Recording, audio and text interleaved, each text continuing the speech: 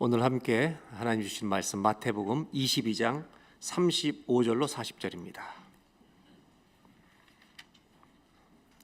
마태복음 22장 35절로 40절 말씀 제가 봉독해 드리겠습니다.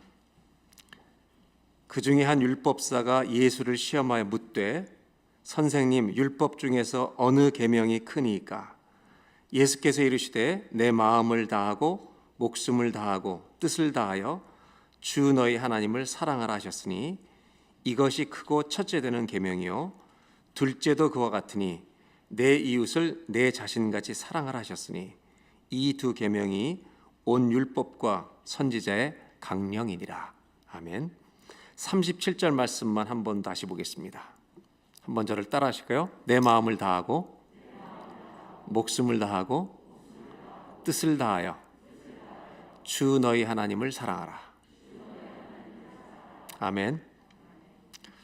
거듭난 그리스도인들, 예수님을 인격적으로 만난 모든 그리스도인들에게는 동일한 아주 비슷한 고민들이 있습니다.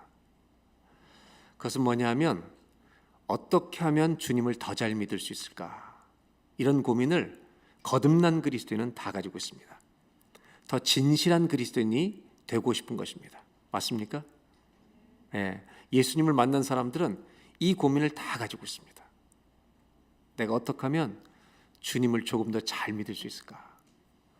이 갈망은 오늘 말씀에 표현하면, 말씀의 이 구절로 표현하면 마음을 다하여 주님을 사랑하고 싶은 것입니다. 오늘 말씀을 나누기 전에 이런 질문을 우리에게 한번 던지고 말씀을 나눴으면 좋겠습니다. 우리는 마음을 다하여 주님을 사랑하고 있는가? 우리가 지금 신앙생활할 때 마음을 다하여 주님을 사랑하고 있는가라는 질문을 내 자신에게 던져보고 말씀을 좀 나눴으면 좋겠다는 말입니다. 저는 이 질문에 대해서 고민을 하면서 이런 결론에 도달하게 되었습니다. 우리가 마음을 다하여 누군가를 사랑하려면 그 사람으로부터 마음을 담은 사랑을 받아봐야만 가능합니다. 솔직한 대답은 이것이 아마 솔직할 것입니다. 내가 누군가를 마음 다해 사랑하려면 그 사람이 마음을 다해 나를 마음을 줘서 사랑한 이 맛을 본 사람에게만 그 사랑을 조금이라도 베풀 수 있다는 것입니다. 하나님을 마음 다해 사랑하려면 그분이, 우리 주님이 마음을 다해서 우리를 사랑해 주신 것을 알아야만 가능하다는 것입니다. 하나님이 나를 그렇게 마음 다해 사랑했다는 사실을 어디에서 알 수 있는가? 제일 중요한 근거는 주님의 말씀인 줄로 믿습니다. 하나님 말씀 안에서 그것을 만나야 되고 그 말씀 안에서 만나고 깨달은 하나님을 삶 속에서도 체험하게 될 때 우리는 그분을 마음 다해 사랑하는 일이 시작된다는 것입니다. 성경에 제일 창세기 1장 1절 첫 구절을 펼치면 이런 말씀이 나옵니다. 우리 다 같이 한번 함께 봉독하도록 하겠습니다. 태초에 하나님이 천지를 창조하시니라. 성경의 이 구절 안에 하나님의 마음이 고스란히 담겨 있다고 저는 생각합니다. 이 구절 한 구절에만 해도 하나님의 사랑을 누구나 만날 수 있습니다. 한국에서 돌아오는 비행기 안에 한 패밀리가 같이 탔는데요. 할머니, 할아버지, 아들, 며느리, 그리고 그 집에 아기까지 같이 탔습니다. 비행기 탈 때 굉장히 신경 쓰이는 게 뭐냐면 이 애완견을 가지고 타는 일입니다. 특별히 제가 굉장히 고생했던 기억이 나는데 몇 년 전에 비행기를 탔는데 애완견이 이 짐 칸의 밑으로 내려가 있거든요. 하도 짖어서 그 소리가 그냥 다 들리는 거예요. 그래서 많은 사람들이 불평을 해서 내려가서 뭔가 조치를 취하고 왔습니다. 수면제를 줬는지는 모르겠어요. 하여튼 조치를 취하고 왔는데, 그래서 강아지 만날 굉장히 조심해야 되고 아기가 같이 탈 때도 사실 힘들어요. 아기들이 비행기에서 많이 울기 때문입니다. 그런데 이 아이는 돌이 안 된 아이인데 걷지를 못하는 거 보니까 꽤 컸어요. 한 6개월은 지난 것 같은데 한 번도 울질 않는 겁니다. 그래서 엄마, 아빠, 할아버지, 할머니만 안는 게 아니라 주변에 있는 사람 다 한 번씩 안아주는 거예요. 심지어 스튜어디스가 안고 그냥 복도를 걸어 다니기도 합니다. 한참 그런 시간을 보내다가 제 아내와 저가 앉아있다가 제 아내도 아이한테 이렇게 우리를 쳐다보게 손을 흔들었더니 애가 손을 흔들어주는 거예요. 제 아내도 이렇게 아기를 좋아하는 편은 아니었는데 요즘 나이가 들어가면서 아기를 좋아하기 시작해요. 때가 된 것 같아요, 제 생각에는. 그래서 저도 옆에 보다가 저도 한번 손을 흔들더니 얘가 손을 번쩍 들고 막 흔드는 거예요. 저 울지도 않고 얼마나 이게 이쁜지. 정말 다 지내다가 아무리 우리가 이뻐해도요, 결국 이 아이는 마지막에 엄마 아빠 손으로 가는 겁니다. 다른 사람의 아기는 잠시 귀화할 수 있습니다. 하지만 부모에게 자녀는 평생 사랑의 대상입니다. 창세기 1장 1절 말씀, 하나님이 우리를 만들었다라는 말씀입니다. 부모가 자녀를 사랑할 때는 학교를 다니거나 배울 필요가 없습니다. 그냥 본능적으로 사랑하는 것입니다. 생명의 법칙과도 같습니다. 저는 태초에 하나님이 천지를 창조하셨다는 이 말이 과학적인 언어로 전혀 들리지 않습니다. 저에게는 이렇게 드립니다. 내가 너의 아버지다. 우리 하나님이 우리의 영원한 아버지가 되십니다. 그분은 우리를 끝까지 돌보실 것입니다. 이것이 창세기 1장 1절의 말씀입니다. 예수님도 주기도문을 가르치실 때 이렇게 제일 먼저 기도하러 가르치십니다. 하늘에 계신 우리 아버지요. 하나님을 아버지라고 부르는 겁니다. 이것은 사실 구약 성경을 배워왔던 이스라엘 사람들에게 충격적인 가르침이었습니다. 구약 성경의 하나님은 경외하고 모든 영광을 올려드려야 되는 주님이신데, 아람어로 하늘에 계신 우리 아버지라고 부르는 이 아버지라는 호칭은 어린 아기들이 아버지를 부를 때 부르는 아주 상투적으로 쓰는 어린 언어였습니다. 구약성에 나타난 그 놀라우신 하나님이 바로 우리의 아버지라고 가르치신 것입니다. 그래서 초대교회 문헌을 보면 2세기 약 100년 정도 때는 초대교회 성도들이 하루에 3번 이 주기도문을 기도하게 했습니다. 하늘에 계신 우리 하나님을 아버지라고 부르는 순간 우리와 연결이 되는 것입니다. 여러분, 하나님은 우리의 아버지이십니다. 내가 귀를 기울여 내가 주님께 주의 이름을 부르는 순간 내 기도에, 내 소리에 귀를 기울여 주시는 분은 우리 부모님밖에 없습니다. 이 세상에 물론 아버지 없이 자라는 자녀들이 참 많습니다. 한국에도 가보니 이혼하는 가정이 매우 많이 늘어나고 있습니다. 세상을 일찍 떠난 아버지들도 그런 가정도 많습니다. 심지어 육신의 아버지에게 상처를 입고 자란 사람도 있습니다. 하나님 아버지는 이 땅에서 아버지 없이 자란 사람들이든지 상처를 받고 자란 사람들인지 온한 가정에 자란 사람들이 모두 관계없이 그 모든 성도들의 사람들에게 완전한 아버지가 되어주실 줄로 믿습니다. 하나님은 우리 아버지십니다. 말씀을 읽어보면 그 하나님이 우리를 어떻게 사랑하시는지를 누구나 만날 수 있다는 것입니다. 창세기 22장에 하나님은 믿음의 조상이었던 아브라함에게 아들 이삭을 모리아산에 와서 번제물로 바치라는 명령을 내립니다. 이해할 수 없는 일이었지만 하나님의 음성이라는 것을 거듭 확인하고 아브라함은 아침 일찍 이삭을 데리고 모리아산 꼭대기에 올라갑니다. 그 아들을 번제물로 바치려고 사실은 자기가 죽는 것보다 더 괴로운 일을 실행하려고 하는 그 순간, 그 산의 정상에서 아브라함은 하나님 아버지 사랑의 클라이막스를 만나게 됩니다. 아들을 죽이려는 순간에 하나님은 천사를 통해 그의 손을 붙드시고 네 아들을 치우라고 말씀하십니다. 그리고 그 모리아산 꼭대기에 예배해 놓으신 숫양을 대신 번제물로 드리라고 하십니다. 우리는 그것을 여호와 이레라고 하는 역사적인 기록으로 알고 있습니다. 그때 아브라함을 통해 하나님이 가르치신 사랑이 있습니다. 나 여호와 하나님은 죄인된 우리들이 죽어야 될 자리에 우리가 죽음을 당하고 심판을 당하는 것을 원치 않으시고 장차 오실 예수 그리스도를 상징하는 어린 양을 죽게 하심으로 하나님은 너의 아들을 잡아 죽이는 여호와가 아니라 너희가 죽어야 될 자리에 대신 죽는 사랑을 보이실 하나님이라고 가르쳐 주시는 것입니다. 우리는 모리아 산에서 어린 양을 통해 앞으로 오실 예수 그리스도를 보게 됩니다. 사도 바울은 로마서 5장 8절에 이 사랑을 이렇게 표현합니다. 우리 다 같이 한번 함께 봉독합니다.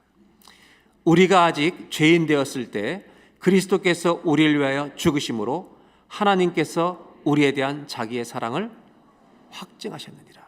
십자가에서 행하신 일로 하나님이 우리를 얼마나 사랑하시는지 이것을 보여주셨다고 말씀하십니다. 로이드 존스 목사님은 이것을 우리에게 이런 이야기로 설명합니다. 남자 두 친구가 있는데 한 형제가 친구 집을 방문합니다. 방문했는데 친구가 집에 없어요. 그래서 들어가서 봤더니 그의 방에 청구서가 와 있습니다. 돈을 내야 하는 청구서. 그것을 보고 이 친구가 그 모든 것을 내줬습니다. 그리고 그 친구는 떠나갔는데 그 집주인 친구가 와서 자기 친구가 우리 집에 와서 청구서를 내준 사실을 알게 되었습니다. 그리고 로이드 존스 목사님이 질문하는 겁니다. 자기 청구서에 이 돈을 내준 친구에게 이 친구는 무엇이라고 말하는 것이 과연 정상이냐 하는 것입니다. 여러분, 뭐라고 말해야 되겠습니까? 그 친구한테. 당연하지. 이렇게 말하진 않겠죠. 제가 질문하는 거예요. 뭐라고 얘기하겠습니까, 여러분? 한 문장, 한마디만 해보세요. 뭐라고 얘기해야 정상이에요? 네? 고맙습니다. 맞습니까? 고맙습니다. 아마 이렇게 대답할 거예요. 그런데 로이드 존스 목사님이 한 가지 더 질문합니다.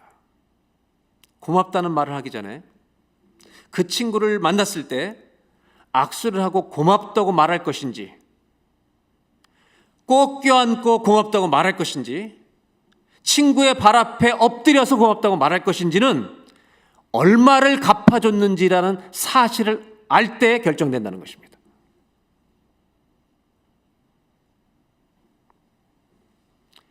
마음을 다하여 주님을 사랑하라고 말씀하셨습니다.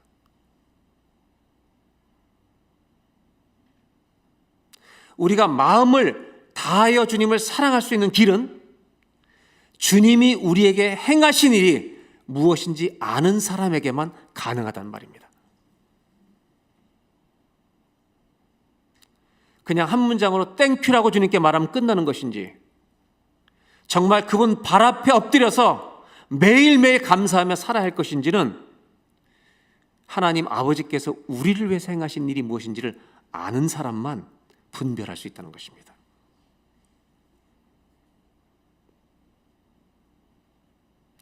하나님 말씀 속에서 그분이 우리 위해서 지불해 주신 그것이 무엇인지를 깨닫는 복이 우리 모두에게 있기를 주의 이름으로 기원합니다. 그래서 저는 하나님이 베푸신 사랑을 깨닫기 위해서 첫 번째로 이 질문을 가지고 우리가 평생 살았으면 좋겠다는 생각을 합니다. 한번 따라해 보실까요? 하나님 아버지, 저를 사랑하십니까?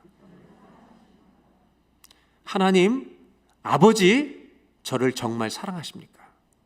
이 질문을 가지고 성경을 읽고 삶을 살아가 보시는 은혜가 있기를 바랍니다. 그렇게 살아가다가 말씀을 읽는 중에 하나님이 나를 얼마나 사랑하시는지를 뼈저리게 느끼는 은혜가 체험되길 바라고, 한 주간을 살아가는 삶의 현장 속에서 하나님이 정말 나를 사랑하시는구나 하는 것을 삶으로 체험하는 은혜도 거듭되기를 바랍니다. 우리에게는 이 은혜가 매일 필요합니다.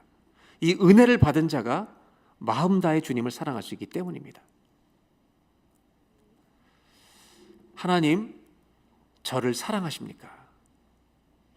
이 질문을 가지고 매일 살아보십시오. 근데 문제가 있습니다. 하나님 아버지가 나를 사랑하는 것을 가로막는 문제들이 우리 인생에는 많이 나타납니다.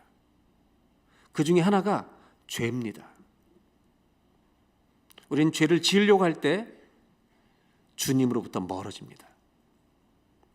그래서 한 목사님은 죄에 대해서 이렇게 말합니다. 사람이 어떤 죄를 지려고 할 때 갑자기 짓는 경우는 드물다는 것입니다. 사람은 그런 죄를 지려고 할 때 끊임없이 머릿속에서 생각한다는 것입니다. 그리고 머릿속으로 연습하다 그 죄를 짓는다는 것입니다. 세상도 그런 사람을 알아본다는 것입니다. 첫 번째가 죄입니다. 두 번째는 참 쓸모없는 생각들입니다. 염려와 생각들이 참 많이 나를 지배해서 하나님으로부터 멀어지게 합니다. 예수님이 마태복음 6장에 내일 일은 내일 염려하라, 하나님께 맡기고 믿음으로 살라고 말씀하십니다. 여러분, 쓸데없는 염려로부터 자유케 되는 은혜가 있기를 바랍니다. 또 하나의 문제가 있어요. 하나님과 우리를 멀어지게 만드는, 하나님의 사랑에서 멀어지게 만드는 게 뭐냐면 고통이라는 것입니다. 고통이 밀어닥치면 사랑에 대한 의심이 생기기 시작합니다. 지금 우리는 팬데믹 시대를 보내고 있습니다. 어디를 가도 이 팬데믹 때문에 고생입니다. 한국에 갔더니 제가 처음 갔을 때 그 첫 주는 예배 10%, 그리고 아무리 본당이 커도 99명 이상 못 모이게 하는 법을 만들어서 그렇게 예배를 드리고 있었어요. 제가 가서 캐나다는 다 풀렸다 그러니까 교인들이 박수를 치더라고요. 막. 그런데 아직도 불안합니다. 뉴스를 봐도 유럽에는 또 다른 지금 계속해서 지금 이 코로나가 번져서 어려움 속에 처하고 있습니다.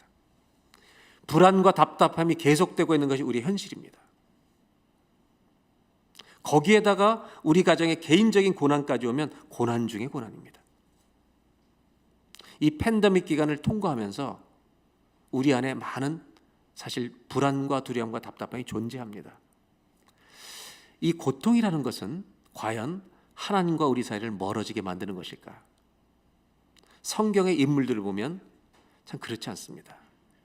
저는 이번에 이 문제에 대해서 해답을 준 작은 책 한 권이 있었습니다. 책 제목은 한 밤을 걷는 기도라는 책입니다.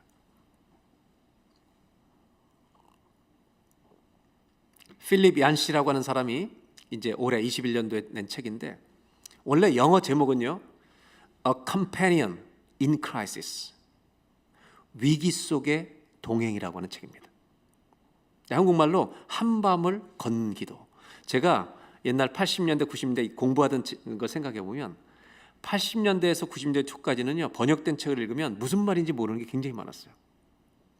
근데 요즘 번역책은 탁월한 번역가들이 많아서 영어보다 더 멋지게 번역을 해요.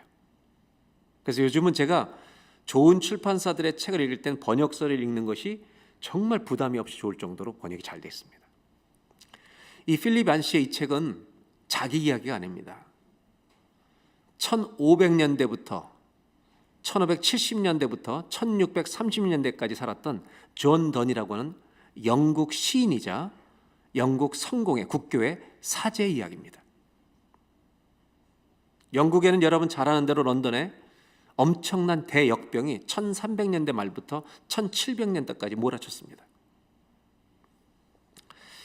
이분은 나중에 런던에서 가장 손꼽히는 세인트 폴 대성당의 사제가 됩니다. 그분이 사제가 되었을 때 영국의 패스트병이 돌아서 아이들의 절반은 어른이 되기 전에 다 죽어갈 때였습니다. 그 당시 런던의 사람들의 평균 수명은 33세였습니다. 이 고통의 시간을 지날 때 존 던은 비상시의 기도문이라는 기도문을 매일 써내려가기 시작했고, 필립 얀시는 자기가 20대에 존 던을 접하다가 최근에 이 책을 보면서 이 팬데믹 시대에 이 책을 현대어로 잘 풀어서 우리에게 소개해 준 책이 바로 이 책입니다. 그의 존 던이라는 사람은 이 고난을 통과하면서 아주 솔직하게 주님 앞에 질문합니다. 하나님, 이 수많은 죽음을 보시면서 우리에게 무엇을 말씀하시려는 것입니까? 왜 고통으로 몸부림치는 우리 인간들을 지켜보는 일을 즐기십니까? 세상에 어떤 메시지를 전하시려는 것입니까? 이런 질문들이 그의 가슴 속에서 진솔하게 막 터져 나왔습니다. 우리도 역시 이런 질문을 가진 채 2년인 동안 팬데믹 시대를 보내고 있습니다.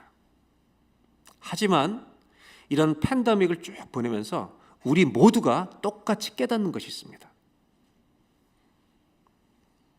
코로나라고 하는 이 질병은 우리 모두가, 많은 사람들의 희생을 보면서 우리 모두가 죽을 존재라는 것을 깨닫겠습니다. 이 질병은 사람이 죽어가는구나, 우리도 언젠가 죽는다는 것을 다 깨닫게 한 겁니다.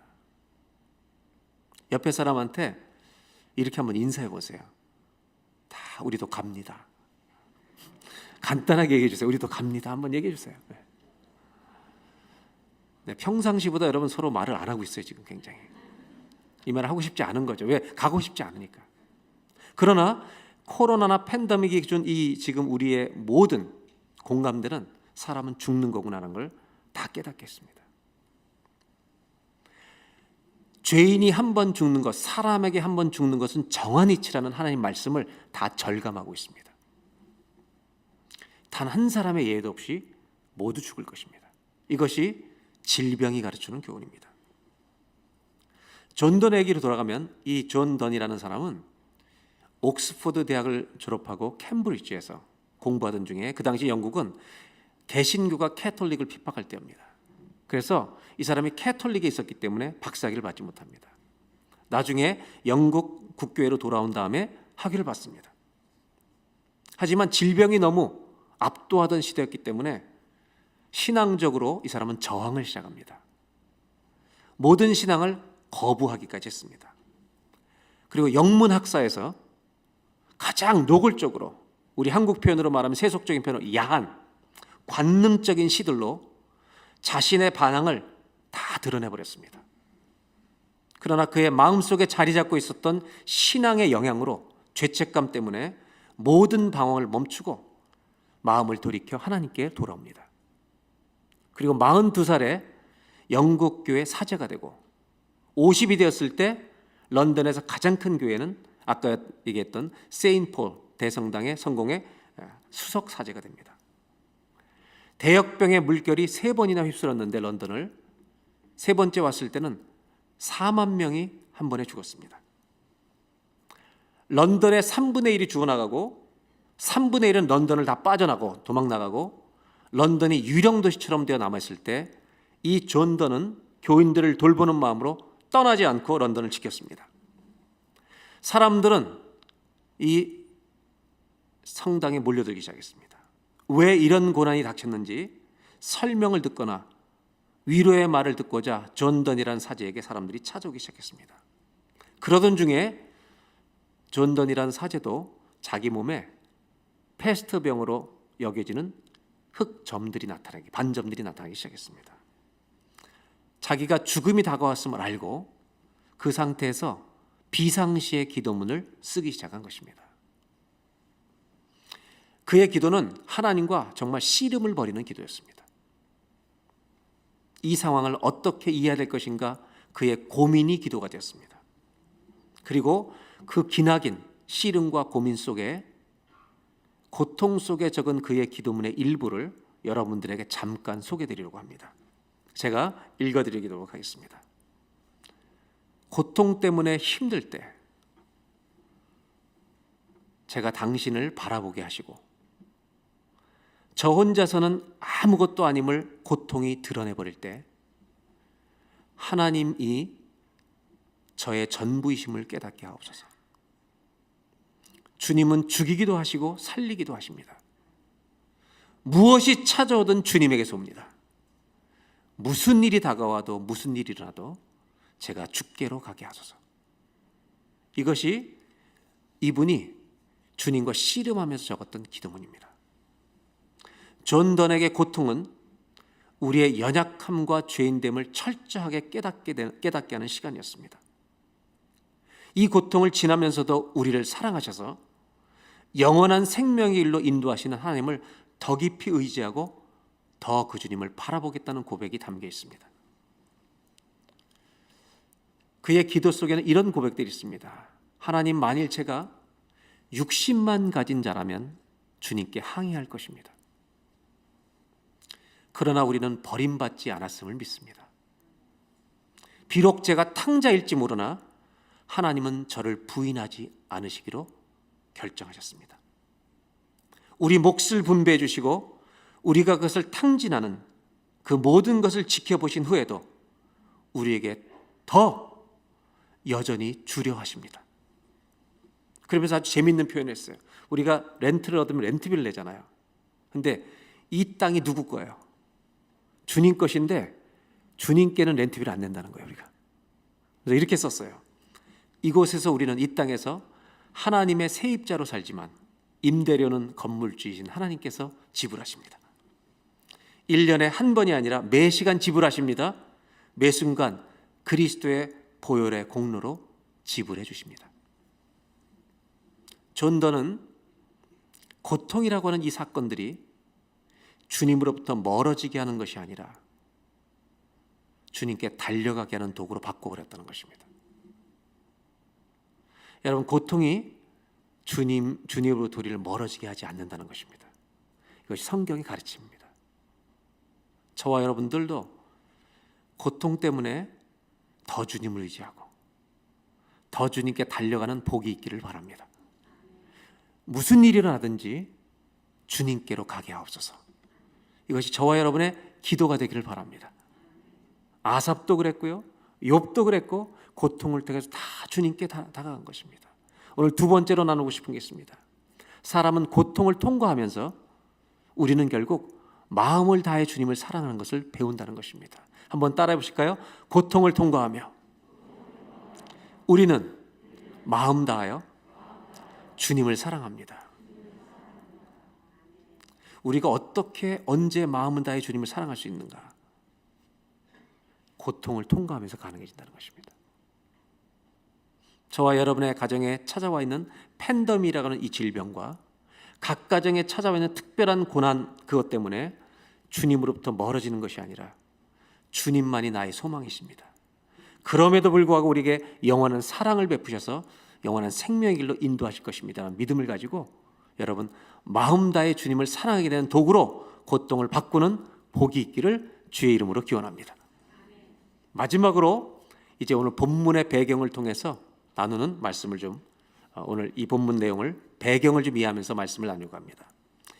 오늘 예수님에게 율법사가 찾아왔는데 사실 22장의 내용은 15절부터 예수님을 올무에 걸려 넘어지게 하려는 세 종류의 사람들이 찾아오는 겁니다.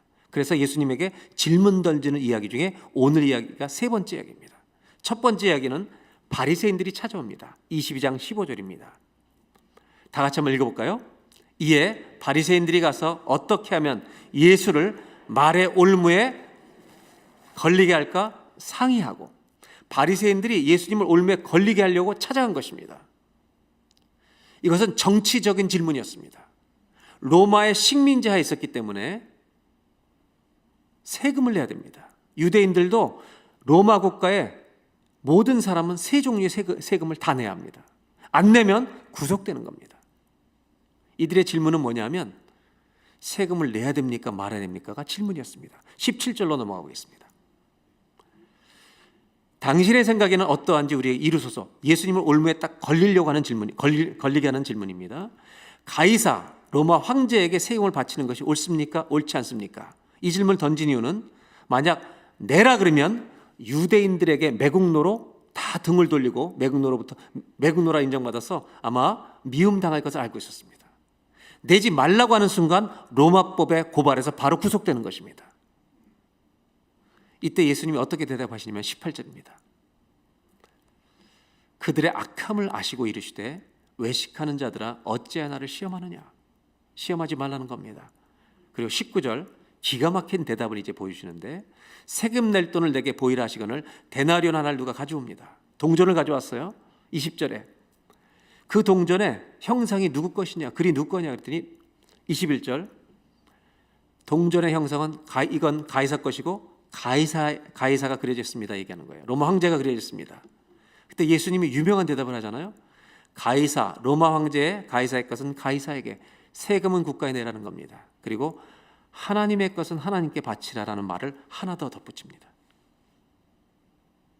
한번 따라해 보실래요? 가이사의 것은 가이사에게, 하나님의 것은 하나님께 바치라. 이게 무슨 말입니까? 네가 이 땅에서 돈을 벌었으니 지금 우리나라를 통치하고 있는 로마에 세금 내라는 것입니다. 그리고 한 가지를 덧붙이세요. 하나님의 것은 하나님께 바치라. 이게 무슨 말인지 아세요, 여러분? 너는 누구 거냐? 세금은 국가에 낼지라도 너의 인생은 주께 바치라는 것입니다. 우리를 다스리는 모든 최고의 권세는 로마가 아니라 하나님께 있다는 것을 가르쳐 주시는 겁니다. 사랑하는 여러분, 우리 인생은 주님께 바치길 바랍니다.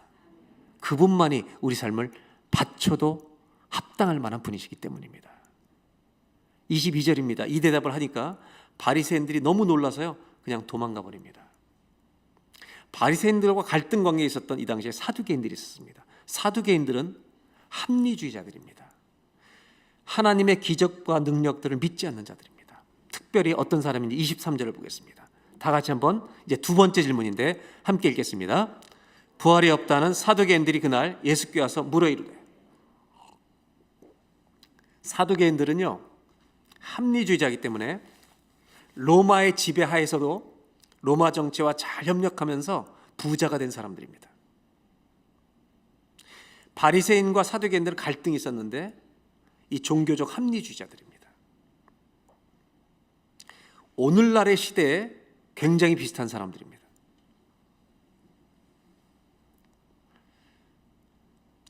오늘 이 시대가 하나님을 똑바로 아는 것을 거부하는 이유는 사실 사상과 철학적인 이유 때문에 이 세계가 여기까지 흘러온 것입니다. 이것은 저의 분석이 아니라 철학자들의 분석입니다.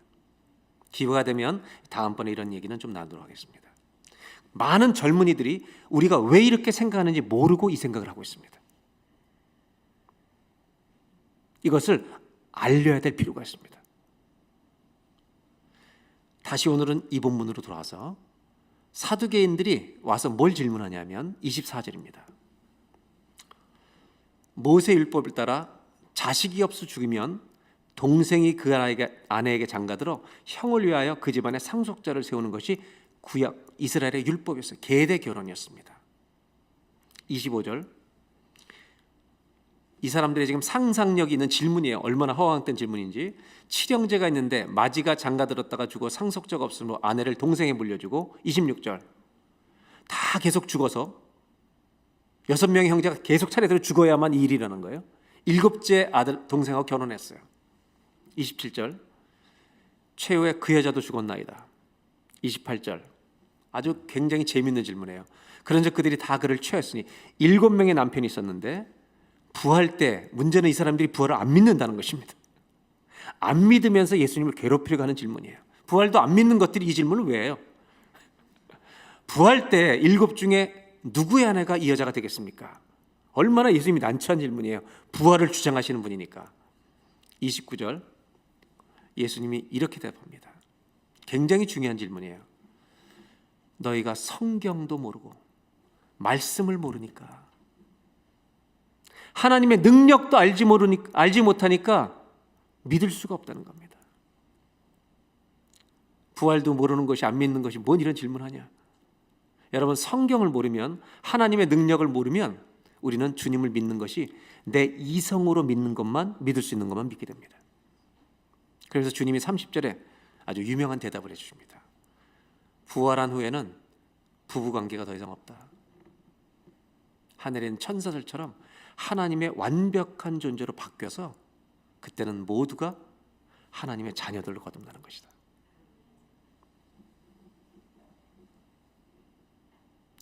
재혼한 사람들에게도 자유함이 주어진다는 것입니다. 왜냐하면 모든 것이 정리되기 때문에. 31절. 죽은 자의 부활을 논할진대 하나님이 너에게 말씀하신 바. 32절. 아주 중요한 얘기를 하세요. 나는 아브라함의 하나님이요 이삭의 하나님이요 야곱의 하나님이로라 하신 것을 읽어보지 못했느냐. 하나님은 죽은 자의 하나님이 아니라 아브라함, 이삭, 야곱의 하나님이란 말은 그들도 아직 살아있다. 살아있는 자의 하나님이다. 하나님의 자녀들은 모두 하나님의 능력으로 부활해서 영원히 살 것이다라는 것을 강조하십니다. 23절, 33절, 이 사두개인들도 이것을 듣고 놀라서 또 떠나갑니다. 세 번째, 또 사두개인이 물러가니까 바리새인들이 다시 한번 등장합니다. 34절, 사두개인들로 대답할 수 없게 하셨다을 바리새인들이 듣고 또 모여서 35절, 율법사가 와서 질문하는 겁니다. 36절, 율법 중에 모세 오경의 율법 중에 어느 계명이 제일 큽니까? 이걸 알려달라는 것입니다. 예수님은 한 가지로 대답하세요. 자기 생각으로 대답하시는 게 아니라 이들이 올무에 걸까 봐 구약 성경의 말씀으로 대답을 하세요. 22장 37절, 내 마음과 목숨과 뜻을 다해 주 너희 하나님 사랑하라. 신명기 6장 말씀으로 대답하십니다. 두 번째, 이것이 첫째 계명이라고 39절, 내 이웃을 내 자신같이 사랑하라. 레위기의 말씀으로 대답하세요. 결국 주님의 대답은 뭐냐면 더 알려고 하지 말고 지식을 가지는 게, 더 지식을 가지는 게 신앙이 아니라 주님을, 사람을 더 사랑하는 것이 신앙이다. 신앙은 더 아는 것이 아니라 더 사랑하는 것이라고 말씀하시는 겁니다. 아멘. 신앙은 더 아는 것이 아니라, 사람을 그래서 차별하는 것이 아니라 사랑하는 것이, 더 사랑하는 것이 신앙이라고 말씀하시는 겁니다. 결국 이 사람들도 이 대답 앞에 무릎을 꿇고 맙니다. 두 가지 대답을 하시잖아요. 첫 번째, 누구를 사랑하라고요? 하나님. 두 번째는 이웃사랑. 이 두 가지가 하나라는 것입니다. 왜 하나냐면 이렇게 말씀하시는 겁니다. 하나님을 진짜 사랑하는 사람은 열매가 있다는 겁니다. 그게 뭐냐면 옆 사람을 사랑한다는 것입니다. 이것이 열매라는 겁니다. 거꾸로 옆 사람을 사랑하지 않으면서 하나님을 사랑한다는 말은 거짓말이라는 것입니다. 옆 사람하고 다시 한번 인사하겠습니다. 저를 좀 사랑해 주시기 바랍니다. 부부 사이에 강력하게 좀 이야기되기를 바랍니다. 혹시 마지막 제가 마무리하기 전에 부탁이 있는데, 오신 분들 중에 100불짜리 현금을 가지신 분이 있습니까? 한 분만 있으면, 무린교인들 가난한 거 제가 다 아는데 혹시 모르니까 100불짜리 한 장 있는 분 한번 아무나 좀 저한테 갖다 주세요. 제가 뺏을 건 아니에요. 있어요. 가져오세요. 네, 나오세요. 네, 감사해요. 귀한 돈이네요. 누구 거예요, 그거? 집사님 올라오세요. 네. 아내 건 아니고, 네, 오세요. 두려워하지 말고 오세요. 네. 거기 잠깐만 서 계세요. 이게 100불 보이시죠? 다 100불짜리. 죄송하지만 우리 조성 형제, 제가 이걸 꾸겨도 되겠습니까? 죄송해요, 여러분. 돈을 꾸겨서 제가 이거 돈을 꼭 꾸겨 보겠습니다.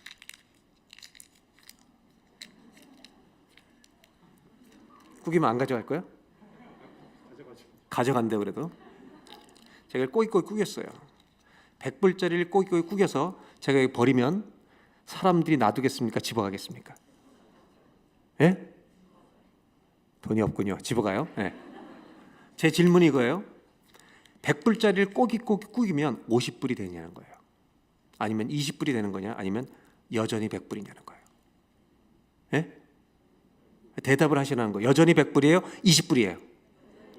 여전히 100불. 아시네요? 미안해요. 네, 안 가져요. 저는. 들어가셔도 돼요. 우리 인생은 참 많이 꾸겨졌습니다. 주님을 떠나서 꾸겨지고, 죄져서 꾸겨지고, 참 많이 꾸겨졌습니다. 그런데 주님은 우리의 가치를 여전히 인정하신다는 겁니다.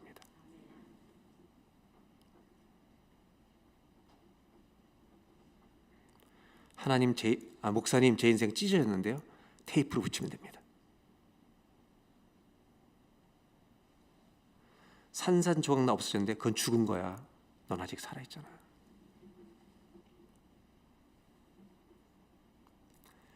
우리가 아무리 꾸겨져도 우리의 가치에는 변함이 없다는 것을 주님은 아십니다. 그게 자녀됨의 특권입니다.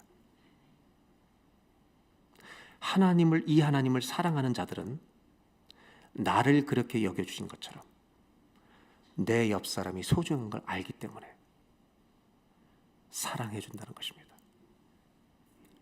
정말 힘든 사람을 만났을 때 여러분 저주하지 마시고 기도해 주는 사랑을 하시기 바랍니다.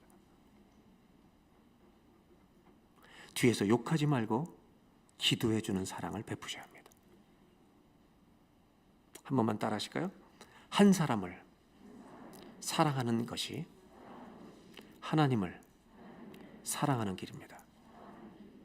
이것이 마음과 뜻과 목숨 다하여 사랑하라는 명령의 이유입니다.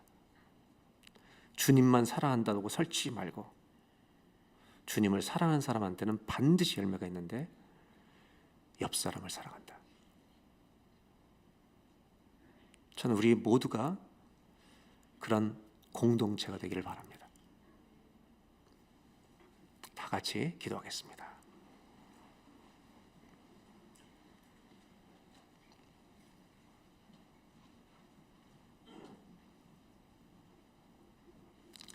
이번 일주일 동안 살아가실 때도 이렇게 질문해 보십시오. 하나님, 저를 사랑하십니까? 하나님, 저를 많이 사랑하십니까? 고통이 와도 물어보십시오. 그 질문을 가지고 성경을 읽을 때 주님이 크게 외칠 것입니다. 얼마나 사랑하는지 알려주실 것입니다. 그 질문과 기도를 가지고 살아갈 때 우리의 삶의 현장에서 내가 너를 사랑한다는 증거를 보여주실 것입니다. 고통마저도 주님과 우리 사이를 가로막는 게 아니라 고통마저도 도구가 되어 주님을 더 의지하고 마음 다해 사랑하는 도구로 바꿔주실 것입니다. 이 시간 다 같이 한번 합심하여 기도할 때 하나님을 마음 다해 사랑할 수 있도록 주님이 얼마나 나를 사랑하시는지 그것을 깨닫는 오늘이 되게 하시고 예배가 되게 하시고 한 주간이 되게 해주시기를 소원합니다. 고통 가운데서도 무슨 일이 나도 주님께 더 가게 하여 주십시오. 이것이 오늘 저와 여러분들의 기도 제목이 되길 원합니다. 다 같이 한번 합심하여서 자유롭게 기도하겠습니다. 하나님 아버지, 주님 앞에 달려왔습니다. 마음을 다하여 내 뜻과 목숨 다하여 주님 사랑하라고 하시는데 주님이 나를 얼마나 사랑하신지를 알지 못하면 어떻게 우리가 주님을 사랑할 수 있겠습니까? 우리는 주님을 이용하기는 쉽습니다. 그러나 그 사랑을 알지 못하는 한 마음을 다해 주님 사랑할 수 없습니다. 주님, 저를 정말 사랑하십니까? 저희 가정을 정말 사랑하십니까? 이 질문을 가지고 이번 한 주간도 살아가게 하시고 말씀을 보게 하시고 기도하게 하시고 문제를 대면하게 하여 주시기를 원합니다. 그때 하나님께서 내가 너를 사랑한다, 내가 너의 가정을 돌보고 있다, 내가 너를 붙들어주고 있다, 하나님이 은혜를 입게 될 줄 믿습니다. 보게 될 줄 믿습니다. 체험하게 될 줄 믿습니다. 한 사람도 빠짐없이 주님의 사랑 안에 거하는 또 한 주간이 되게 하여 주시기를 원합니다.